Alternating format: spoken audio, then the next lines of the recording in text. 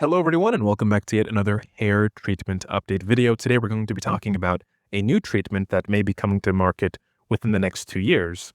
I say new, but it's already been on the market in one way or another. So this is Clascoterone, the steroidal anti-androgen receptor, or I guess you can say androgen receptor inhibitor.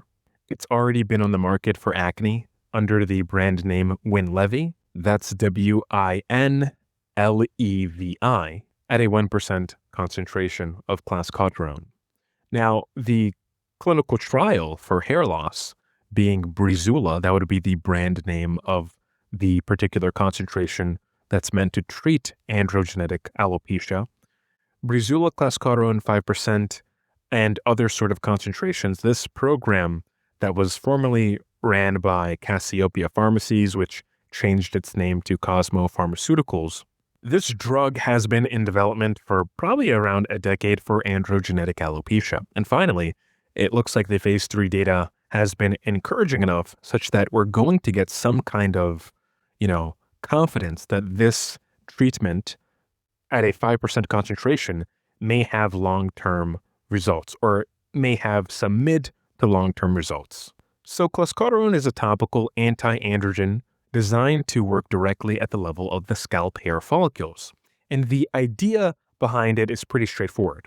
In androgenetic alopecia, dihydrotestosterone, also known as DHT, binds to the androgen receptor in genetically susceptible hair follicles and changes local signaling environments around them. Those androgen-driven signals, particularly I guess you can say DHT-driven signals, shorten the growth phase of the hair cycle for the susceptible hair follicles and pushes them towards a progressive state of miniaturization. And slowly, it turns thicker terminal hairs into weaker, thinner ones over time. So in theory, if you can block the androgen receptor signaling locally in the scalp hair follicles, you may be able to blunt some of the DHT-dependent paracrine messages that keeps telling the vulnerable hair follicles to shrink.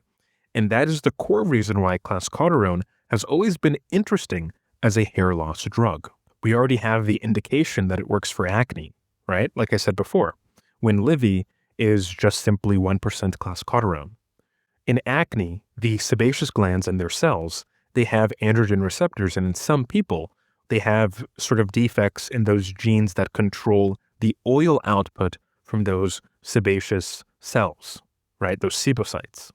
And when DHT binds to those androgen receptors in the sebocytes, they start overproducing oils, skin oils that are high in cholesterol and triglycerides. Obviously, for acne, it's a bit more complicated. It's a bit more multivariable because things like diet will surely influence that sort of, acne output. But hormonal acne, it's primarily driven by DHT and to a lesser extent testosterone. But in hair loss, when it comes to androgenetic alopecia specifically, it's primarily driven by DHT. So this is why the newer data matters. The real discussion around Clascoterone has never just been about whether it can beat placebo at a single point, but it has been whether it can produce a durable signal over time in a chronic condition like male pattern hair loss.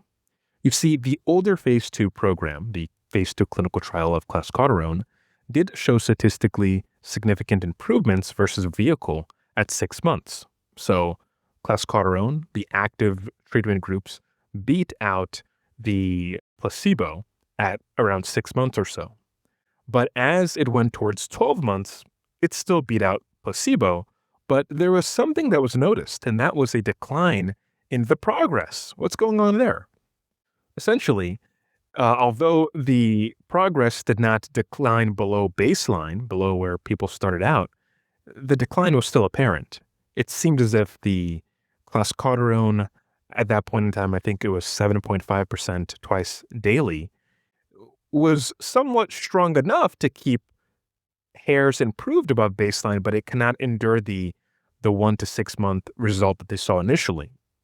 And that is why the recent phase 3 update from Cosmo Pharmaceuticals is more important than a normal press release headline, because Cosmo is now talking about Clascoterone 5% solution, not the older 7.5% phase 2 program solution, but they're going with the 5% solution And the company is saying that men who stayed on the active treatment continued to gain hair through month 12, while men who were switched from taking Clascoterone 5% topically daily to using a placebo vehicle, again, pretty much just water, well, they noticed that they started to lose a lot of hair. So that was a really good sort of mid-study comparison. So now we get additional confirmation that, yes, if you're using Clascoterone, it seems as if you can blunt the effects of DHT such that you can slow down the hair loss or even, reverse the hair loss to a reasonable degree than you would otherwise be able to with just simply doing nothing. But the real question here is, can this beat something like finasteride or dutasteride? I'll just say this without getting into the weeds of things. The answer is no, right? The androgen receptor and its functionality is a bit more downstream. And when you start dealing with things downstream in androgenetic alopecia, there are so many moving factors. Here, Clascoterone, the molecule, would essentially have to outcompete DHT in terms of its affinity for the androgen receptor. If it can't do that frequently, and in some people, maybe they have some issues with absorption when it comes to using Clascoterone topically, if it can't beat DHT meaningfully, right, then over time you will still notice some kind of hair loss, right? It might be slower because you are mitigating day in, day out. You are mitigating the signaling to some extent such that over time some hair follicles may be able to recover, but it probably won't be as effective as simply just taking a 5-alpha reductase inhibitor. Because when you take a 5-alpha reductase inhibitor, you're reducing the substrate that testosterone would rely on to convert into DHT. So because you're reducing that capacity to produce DHT, you have less DHT overall. And in androgenetic alopecia, there pretty much is, I guess you can say, 2 goals. But because of Cosmo Pharmaceuticals and their development of GT229, there's like 3 goals. So I'll just say the 2 primary goals first, right? It's either the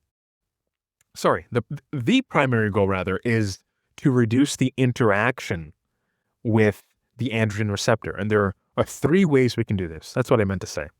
The first way would pretty much be, again, taking a 5-alpha reductase inhibitor to reduce the production of DHT, right? So by reducing the production of DHT, you have, by effect, reduced the interactions between DHT and the androgen receptor because there's less DHT available. The second way we can reduce DHT androgen receptor interactions is by simply blocking the androgen receptor, right? And the, third way, right, to reduce DHT androgen receptor interactions would simply be by getting rid of the androgen receptor, as Cosmo Pharmaceuticals is attempting to do with their Protac GT229 or GT20029. So that's kind of my take. I think it's easier to just, and the data will certainly prove that, it's easier to just use finasteride or dutasteride orally or even topically. But for the people who can't do that, Clascoterone seems like a good option. Not only that, but other drugs in this class too, like KX826 Coshine, also known as pyrilutamide, the, 0.1% concentration or even, the 1% concentration or the 0.5% concentration, either or seems to be, something that works according to their recent press release and data. And you do have RU58841 that's been on the market for a while, right? It's probably about the same age as me at this point. I'm 25. But RU58841, that's been in the kind of the gray market spaces that could be an option for some people. It might be more accessible. You just have to be careful about what you're actually getting, where you're getting it from, if it's actually real RU58841, and if it's not something like a broken down kind of byproduct or something kind of has contaminated it.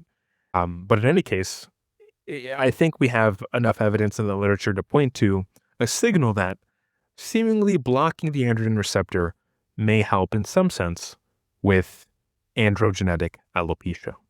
So that's it for this video. Hopefully it wasn't too long, and hopefully you guys kind of like this new format where it's a bit more free flowing. Anyway, see you guys in the next one. Peace out.